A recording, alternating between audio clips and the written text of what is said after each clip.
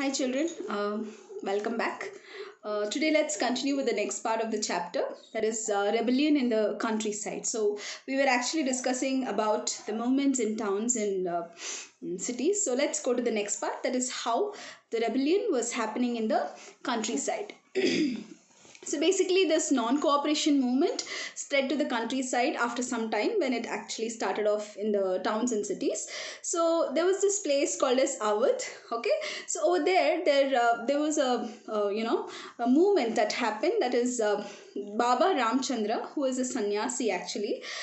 He was working earlier in Fiji. Okay, as an indentured laborer. It was a movement that happened by the peasants. So he was the head of that movement. So what happened was that he was against the movement, against the talukdars and the landlords, and he was against all those systems that was followed because in that particular village the demand of high rents and cesses was too much. Cesses is the meaning of the word cesses means taxes. Okay, so peasants over here in Awadh were forced to take a beggar is a system where laborers were forced to do work, and there was no money or payments given to them for that kind of work. So all these things were worrying in the minds of these people, and Baba Ramchandra, okay, he headed a movement against all these practices that was happening in Awadh.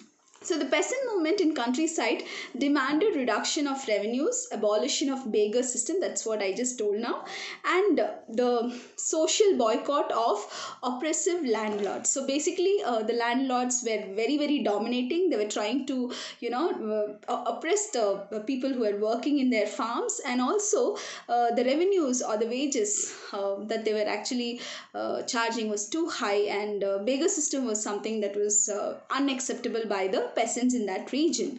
So there was also another movement that was called as Nai Dhobi Bandh. So Nai Dhobi Bandh means it was something that was organized by the panchayat to deprive landlords of these services like barbers and washermen, so that these higher class people could not enjoy these privileges of having a washerman or a barber who does all the services. So later on, if you see, Jawaharlal Nehru involved himself full-fledged to go against the whole system that was happening. So what he did was, in the year 1920, in the month of June, he, along with Baba Ramchandra and maybe a few others also along with them, toured Awadh and spoke to the peasants regarding the way they were supposed to react, because they were really deprived of many things that was happening in that region. So they went to the villages, they understood the problems, and they started giving them suggestions and solutions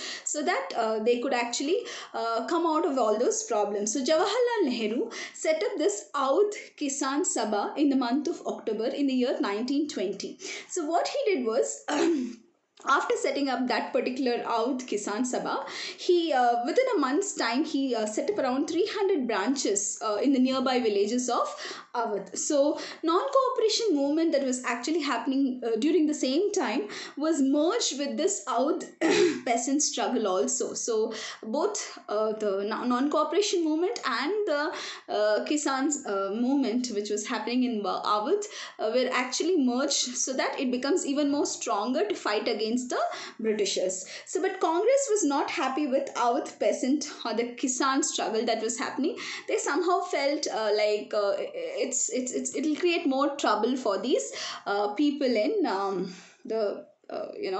carrying forward with the non-cooperation movement. So what happened in the next year, that is 1921, when the movement spread wider, when it became more famous, that means when people got to know more about all these things, houses of talukdars and merchants were attacked by the peasants. So these peasants or the farmers, they started attacking the houses of these big landlords who were actually taking care or taking orders from the Britishers. So many local leaders took Gandhi's name for everything that they did. So it became a big joke at that time, because everybody started thinking their own way and they started doing whatever they wanted, but ultimately they were taking the names of Mahatma Gandhi in whatever they did. So this was something a bit taken aback by Mahatma Gandhi. He was not happy with whatever was happening in that place.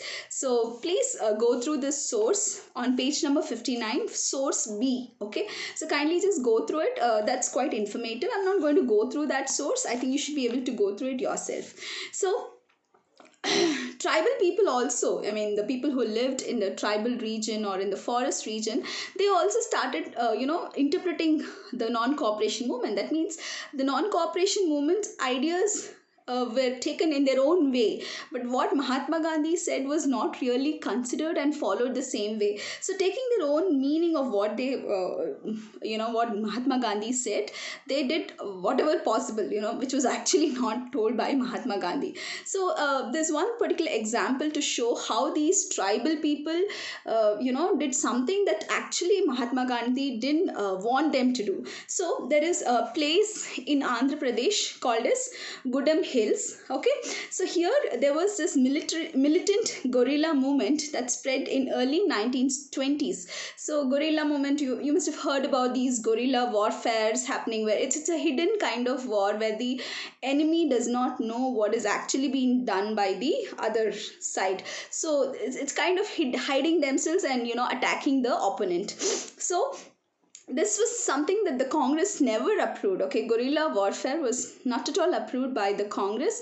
They simply were actually against this kind of getting freedom from the Britishers. So British had closed the main reason why these forest people or the Adivasis or the tribal people started this was because you must have heard that the Britishers took control of the whole of India, right, including the forest region. So at this time they had closed down forest region because they wanted to use whatever resources they could get from the forest. So at this point of time, what happened was that they were preventing the people from entering into the forest. So the local people or the tribal people were not allowed to enter into the forest to get anything from the forest region. Basically, like fruits, the firewood, or even grazing the cattle. So nothing was allowed by the Britishers. This was a very big shock to the people actually living in the forest region, and that's how they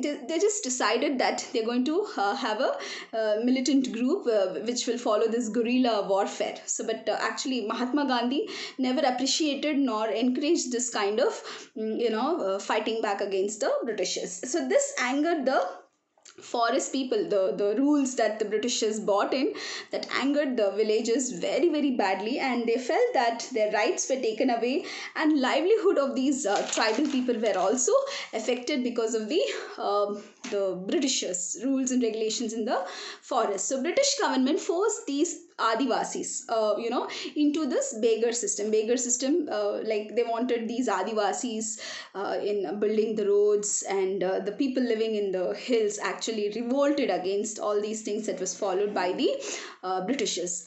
So there's very very important person's name that I have to take here, that is Alluri Sitaram Raju. So he came to lead these people against the Britishers in the village areas, and he said that he had special powers. So this is something very very surprising, that he said the villagers that he had a lot of powers. He had astrological powers, and he could heal people actually.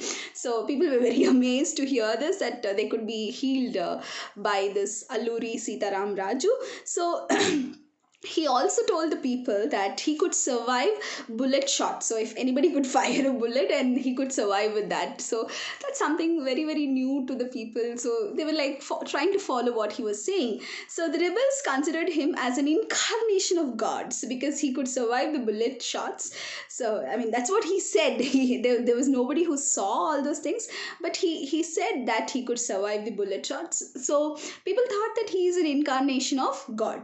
So Alluri spoke about the greatness of Gandhiji. He said like Gandhiji is is like very good. He's actually the best leader, we have to follow him, and all those things he said. But and he also spoke about this non-cooperation movement also.